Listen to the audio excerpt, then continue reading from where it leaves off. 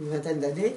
Et à chaque fois que je rentrais en France, à Sceaux, mes parents habitaient Sceaux, mon père me disait toujours, il avait comme sur son livre, sur sa table de chevet, il avait 2 livres, c'était Saint-Simon, les mémoires de Saint-Simon, mais pas l'intégrale, mais enfin toujours, il lisait tout le temps Saint-Simon et Proust.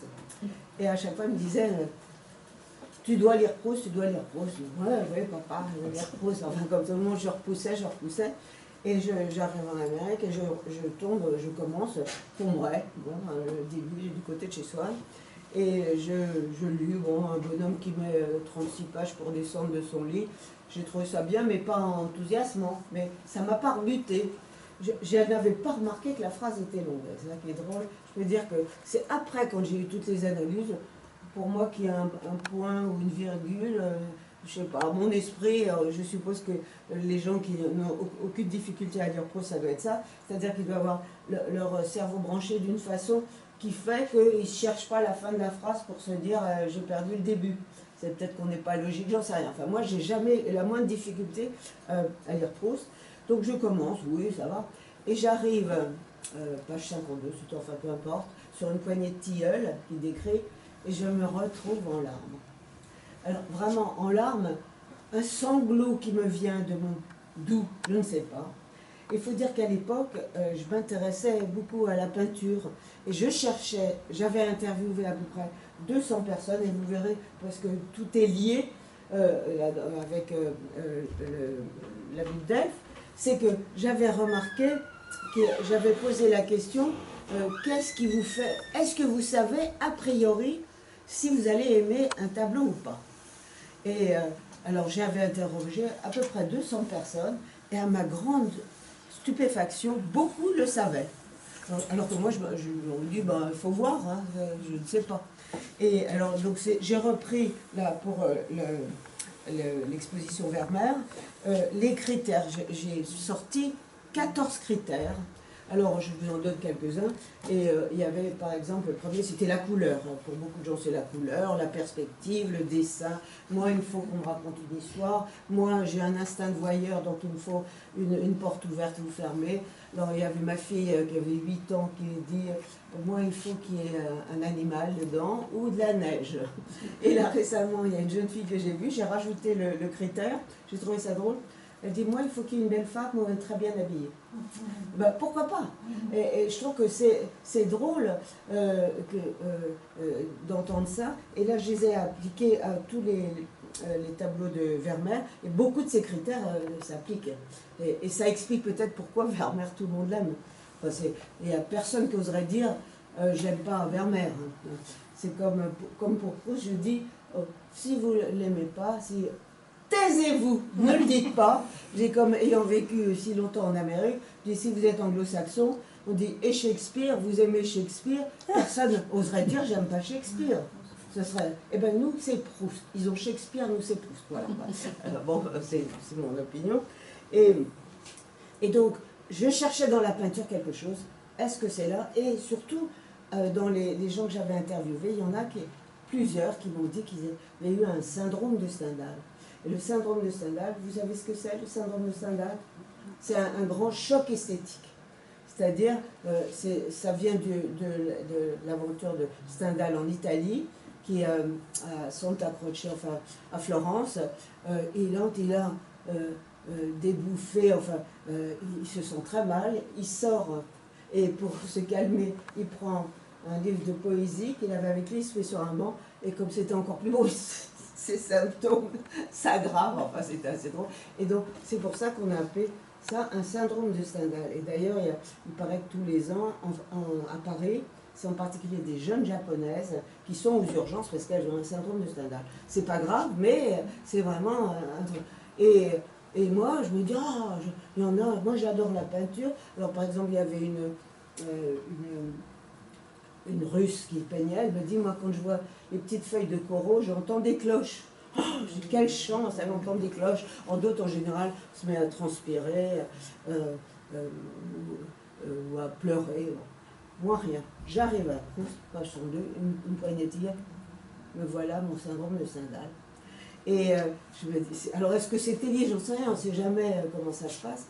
Mais je continue, et à peu près toutes les 150 pages, pendant toute la recherche, parce que je l'ai lu d'un trait, je ne pouvais plus m'en détacher, j'avais mon sanglot qui me revenait, et alors même à l'époque, pour vous dire que Proust a réellement changé ma vie, c'est qu'à l'époque, mes enfants faisaient des bêtises à l'école, ça allait mal avec mon mari américain, enfin tout allait mal, tout le monde disait maman, je m'en fous, je lis Proust. Et réellement, je peux le dire, hein, c'est un témoignage, c'était ça la vraie vie pour moi. C'était le roman qui était devenu la vraie vie, l'heureuse. Bon, bah, tout le monde a ses petits ennuis, hein, bon, on ne va pas en faire un plat. Voilà, alors, ayant lu ça, me dit, moi j'ai eu cette expérience incroyable, je vais aller porter la bonne parole. Alors je me suis précipitée sur les estrades, j'ai commencé avec les alliances françaises, mais aussi des trucs américains, alors en français ou en anglais. Alors d'ailleurs en anglais on me disait, mais quelle traduction vous préférez? Je dis, je m'en fous, moi je lis en français. Hein. C'est très dur de juger une traduction, même si bon. Et donc, alors je ne vais pas vous raconter, mais un tas d'anecdotes. Et puis voyant que j'avais un petit livre à moi que j'avais écrit, Les histoires de ma mère. Bon, c'était charmant, mais vraiment, c'était pas Proust, hein, je me dis. Et je venais avec Proust, et tout le monde achetait les histoires de ma mère. Je me dis, alors attends, qu'est-ce que c'est que ça? Parce que c'était petit. Voilà, c'était la seule raison. Je dis, ah, c'est trop long Proust, je vais l'abréger. J'ai passé 4 ans à la réduire à moins de 500 pages, au lieu de plus de 3000. Voilà mon histoire. Puis après, je suis rentrée en France. Et j'ai continué ce truc de Proust. Et de me dire, par exemple, deux ici, peut-être 3 madame aussi, qui deviennent proustiennes. Mais c'est vraiment une expérience de vie. Et ceux qui l'aiment disent c'est un multiplicateur de vie. C'est-à-dire, quand vous lisez, vous dites ah, mais c'est moi ça, je pense pareil, je pense pareil. Et vous arrêtez, vous avez pensé à ça. Et lui, il creuse, c'est pas ennuyeux. Et vous vous rendez compte, il extrait de vous ce que vous ne savez pas que vous aviez. Et c'est très des choses. Quand on l'a lu en plusieurs pages, c'est évident, mais moi j'aurais fait qu'une demi-phrase. Voilà, exactement. Voilà, c'est exactement ça. Et lui, il vous tire le meilleur de vous-même. Donc c'est quand même une expérience merveilleuse. Mais il y en a qui n'arrivent pas, je suppose. C'est que comme Daisy, elle c'est Camus, et moi je voyais en Amérique, elle disait hey, Victor Hugo, les Français, je dis ben c'est votre champion, vous avez qu'à le défendre. Hein. Moi je m'en fiche, moi c'est Proust. Enfin chacun, c'est bien de défendre quelqu'un qui, par la littérature, vous a changé. Et j'étais comme vous, pas une grande littéraire, j'ai toujours lu, mais j'étais pas une grande littéraire. Ouais, donc voilà comment je suis tombée dans Proust. Alors, ce que je peux vous dire, quand même pour ceux qui ne connaissent pas, qu'est-ce que c'est que à la recherche du temps perdu? C'est l'histoire de quoi? Alors, l'histoire est quand même importante, puisque comme je vous dis, où on peut lire ici et là des extraits, mais il y a quand même un fil. Et quand Proust l'a écrit, d'ailleurs, au départ, ça s'appelait, il a hésité sur les titres, mais c'était, il a eu l'idée tout de suite d'où il voulait aller, c'est qu'il y avait le temps perdu et le temps retrouvé, c'était ça. Et il a tout nourri de l'intérieur, et en particulier justement ceux qui trouvent La prisonnière ou Albertine disparue trop long. Et Albertine disparue, il paraît qu'on a trouvé des manuscrits, il avait tout sabré, quoi. Il aurait, mais bon, il est mort, on ne sait pas comment, comment recorriger ses épreuves tout le temps. Et donc, l'histoire, il y a quand même un plan important, je trouve, c'est pour ça que j'avais fait l'abrégé, pour qu'on voit quand même le plan. Alors, l'histoire, c'est l'histoire d'un jeune garçon, dans les années, enfin, en gros, à la Belle Époque, enfin, vers la Belle Époque, qui naît dans une famille bourgeoise, riche, et qui est protégé par sa famille. Et il a un sens, il est souvent mal fichu, enfin c'est un enfant fragile, mais extrêmement sensible, et qui remarque des choses autour de lui. Et là c'est du côté de chez soi, enfin, et qu'est-ce qu'il remarque? Il y a plusieurs sujets qu'il voit. Alors il voit par exemple ce qui concerne l'amour. Alors l'amour, il voit non seulement sa grand-mère, toute sa famille, donc il est très aimé. Il voit quand même un ami de la famille, qui est Monsieur Swann, dont on apprend après qu'il a épousé cette femme, cette cocotte Odette, qui a beaucoup souffert. Donc il voit ce que c'est que l'amour. Il voit ce que c'est la société. Parce qu'à l'époque, la société était vraiment divisée totalement en castes. Alors il y avait, et lui ce qu'il connaissait surtout, c'était... Paris. Comment quoi Paris, surtout Paris. Paris quoi La société parisienne, je veux dire. Non, pas, je comprends, pas dans son enfance. Là, Oui. je parle dans son enfance. Ah d'accord, dans son enfance. Voilà. Oui, Ben oui, et c'est d'où, du côté de chez Swann, ça représente les bourgeois. ah, oui. Alors, il y a les domestiques, Françoise qui est un grand personnage aussi, et du côté des Guermantes. Et c'est donc les aristocrates et les bourgeois. Oui, oui. Et ils ne se mélangent surtout pas. C'est impossible de croire qu'ils se mélangent. Alors il y a ça, l'amour, et l'amour, la société, et l'art. Il est donc très jeune, initié à l'art. Sa grand-mère lui fait toujours des cadeaux artistiques, on fait des reproductions. Et il y a toujours ce monsieur Swann qui, lui, est un vrai amateur d'art et un collectionneur. Donc, en gros, il est confronté à ça. Et alors ça, c'est son enfance, c'est le combat, et tout le reste du roman, sur les 7 volumes, c'est la découverte de cet enfant qui devient le narrateur, et comment il va être déçu. Alors, il va être déçu par l'amour. Il se rend compte que ses grands amours, comme Odette, lui, il aura un grand amour Albertine, il sera d'une jalousie féroce, et ça finira mal. Donc, en plus, il se rend compte qu'il y a un mensonge. Par exemple, on parle très vite de certains personnages, comme le fameux Charlus, qui a l'air d'être un cavaleur, mais enfin un homme à femme qui croule sous les femmes, et petit à petit on se rend compte, il finit grande folle dans un bordel pour homosexuels. Donc il y avait un mensonge autour de ça. Il y a ça, et donc l'amour le décevra. Et puis tout ça, c'est il y a beaucoup, il décode la vie tout autour de nous. La société, alors la société change totalement. Qu'est-ce qui a beaucoup changé ce système de caste? C'est surtout la guerre de 14.